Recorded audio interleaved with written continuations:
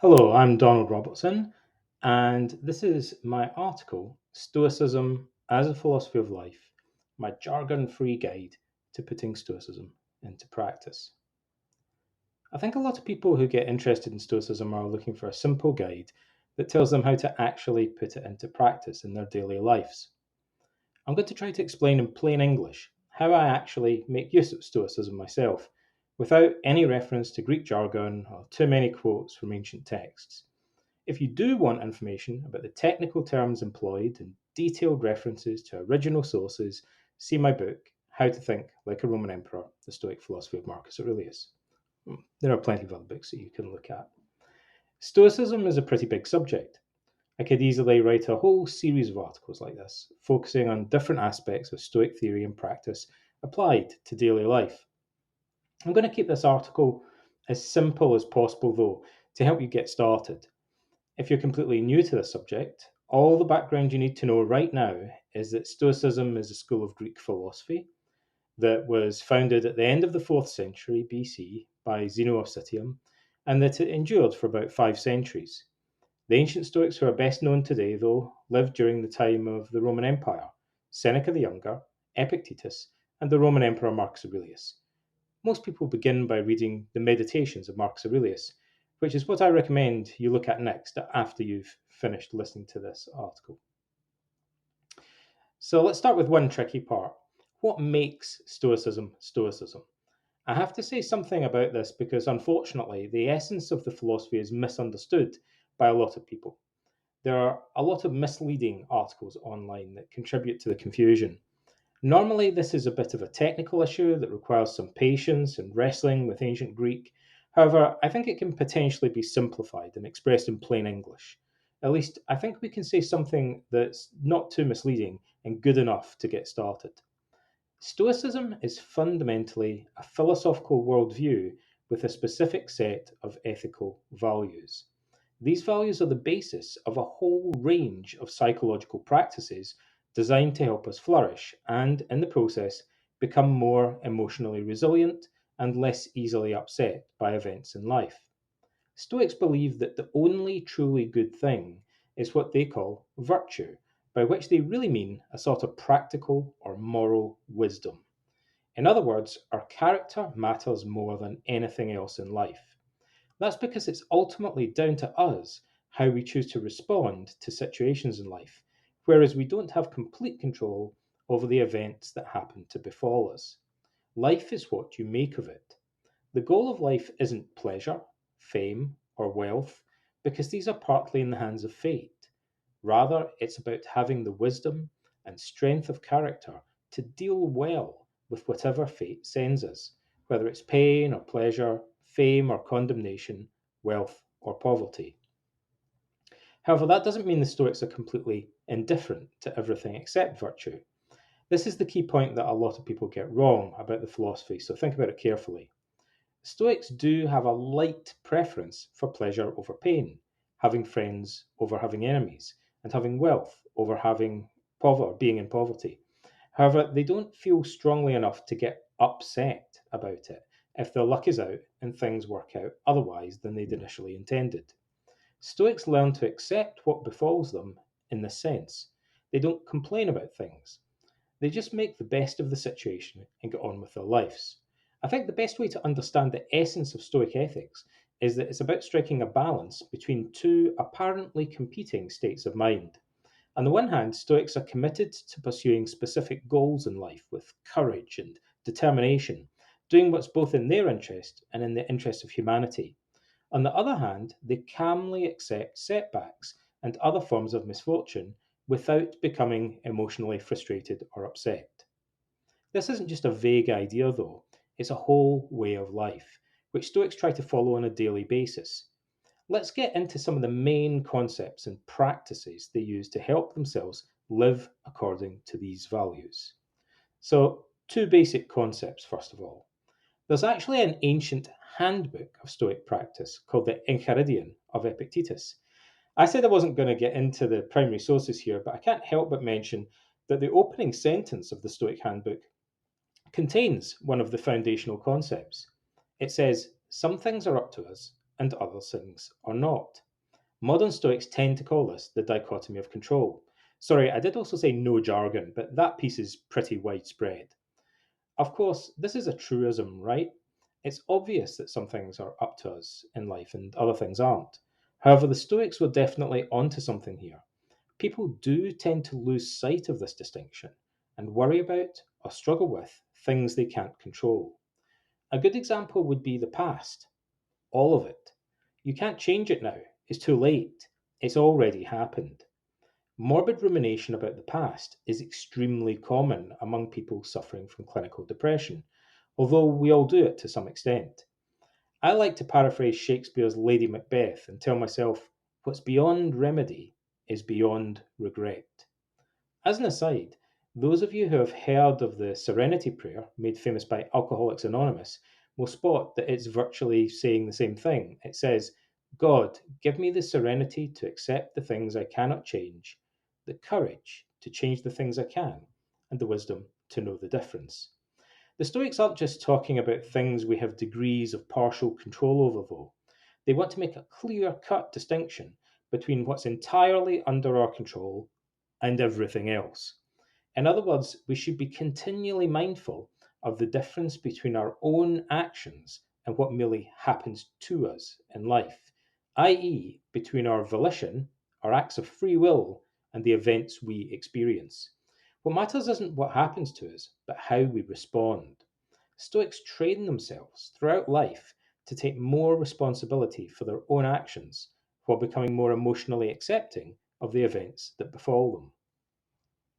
The second basic concept follows on pretty closely from the first, and it happens to be perfectly summed up in the most widely quoted saying from the Enchiridion.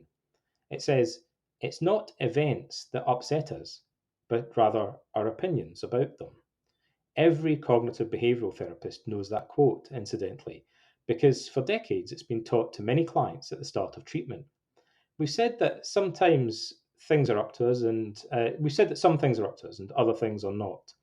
The only things really up to us are some of our own thoughts and actions, including the way we choose to look at the situations we face in life. And there's another Stoic saying, everything has two handles. There's a good handle and a bad handle. People get upset and frustrated when they try to pick up events using the bad or broken handle. For example, suppose that during an important presentation that you're giving at work, someone asks you a question that you can't answer. Telling yourself, this is a catastrophe, I look like a complete idiot, I can't handle the embarrassment, would be like trying to pick it up with a broken handle. You could just tell yourself, it's not a big deal. All that matters is I do my best. I can handle this just by pausing, admitting I don't have the answer right now, and offering to get back to them with it later, which would be a good handle to use. Our thoughts shape our emotions, at least to some extent. For the Stoics, more specifically, it's our underlying beliefs about what matters, our values, that are the key to our emotions. That brings us full circle to the fundamental principle of Stoic ethics that I mentioned at the beginning. If we believe that external things and other people's opinions are all important, that's a recipe for neurosis. We're setting ourselves up to feel frustrated and distressed if things don't turn out as we'd have liked, which can always happen. The Stoics want us to be more realistic about life and bear in mind that events are fickle. We're fortunate one day and unfortunate the next. Wisdom consists in accepting our fate at a very deep level and being a bit more detached and emotionally indifferent towards things in this regard. The trick is to notice that our values don't exist in reality. We project them onto external events. Our fortune goes up and down, like a stone being tossed in the air and falling down again. But it makes no difference whatsoever to the stone whether it goes up or down. It only matters to us because of our opinion that one condition is so much better than the other. We only get upset when we turn that into a rigid demand. I must not fall down, I have to succeed. Maybe it doesn't really matter that much though. Maybe it's not worth getting upset about. The Stoics don't think any external events are worth getting upset about. The only thing that really matters is our own character and how we choose to deal with things that happen to us in life. So here are 3 daily practices. Those are some of the foundations of Stoicism as a daily practice. And that's a very simplified version, but it's enough for now. You should realize that there's no clear dividing line here between theory and practice.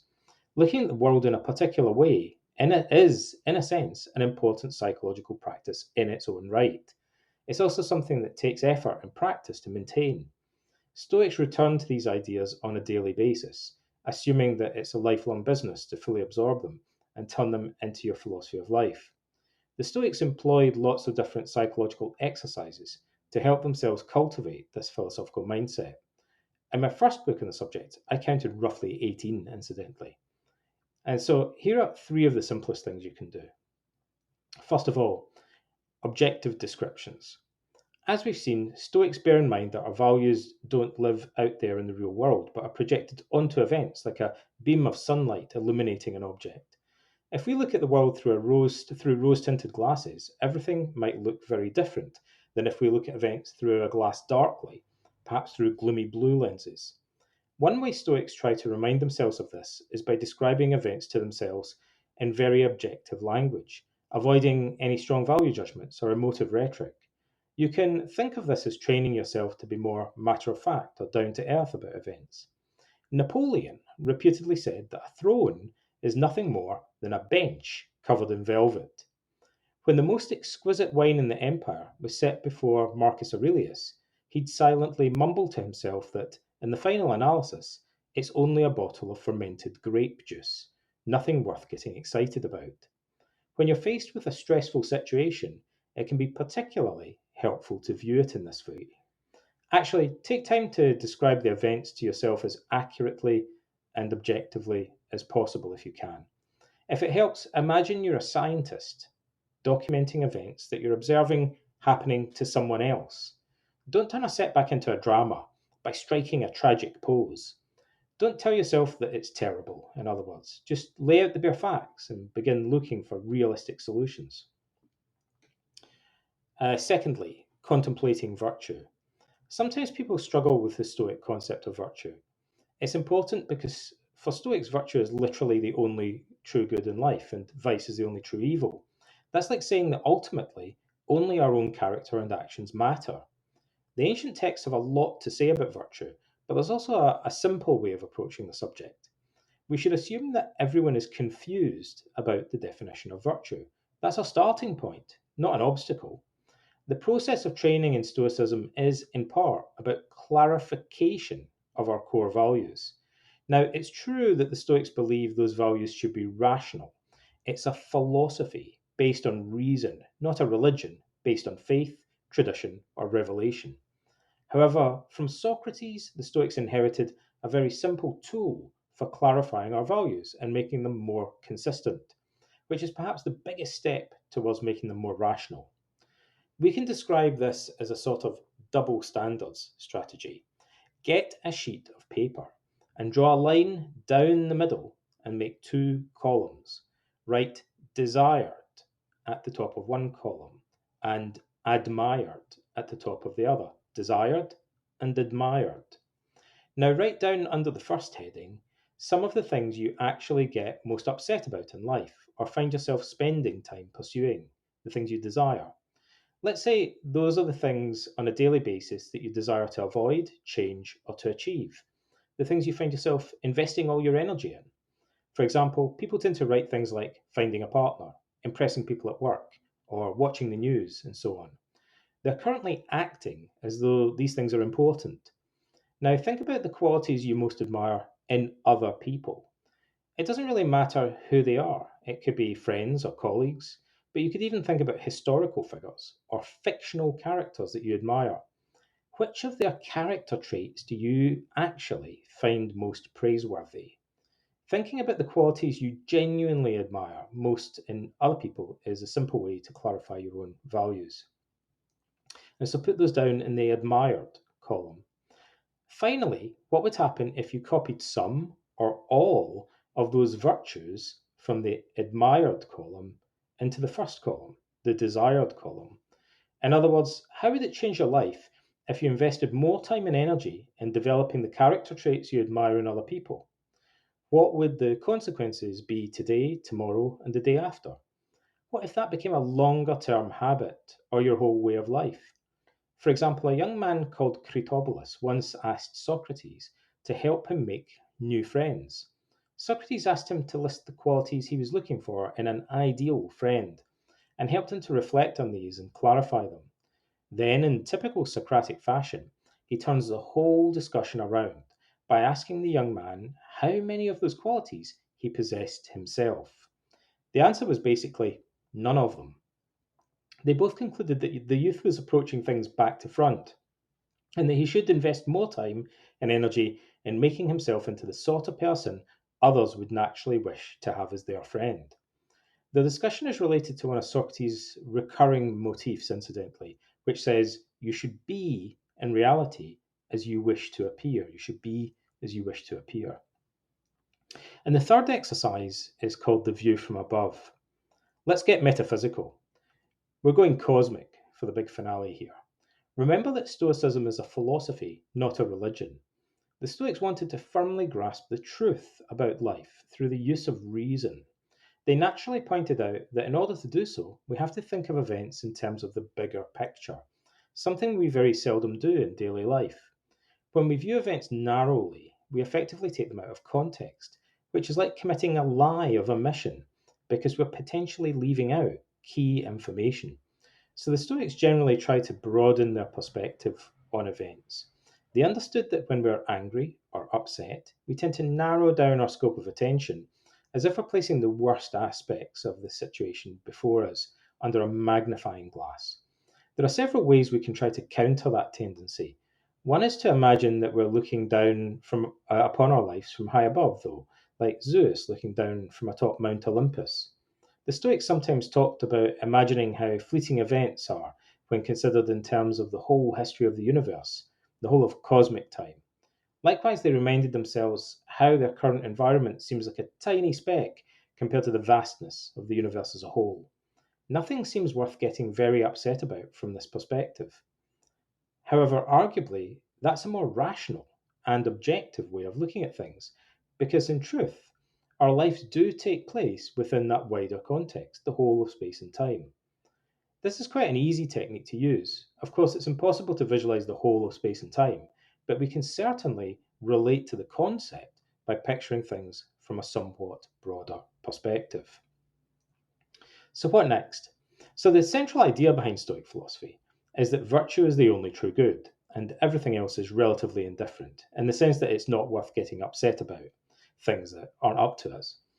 We've looked at two of the fundamental concepts that some things are up to us, whereas other things are not, and that it's not events that upset us, but rather our opinions or our value judgments about them. Then we briefly introduced three simple techniques: describing things more objectively, clarifying our values, and picturing events in terms of the wider context, or even the whole of space and time. That's a good start, but there's much more. If you're interested in learning more about Stoicism, there are loads of resources available, including tons and tons of free articles, videos, courses, and downloads online. Without a doubt, though, the best place to start is the Modern Stoicism website, home of the non-profit organisation that runs Stoic Week and the annual Stoicon conference.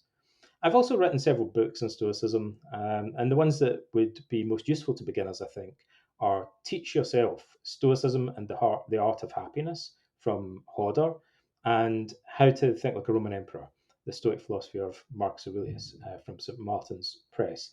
So I hope you found that introduction to Stoicism simple and practical, and I'd love to hear in the comments if you have any questions or any other thoughts about easy ways that Stoic philosophy can be applied in everyday life.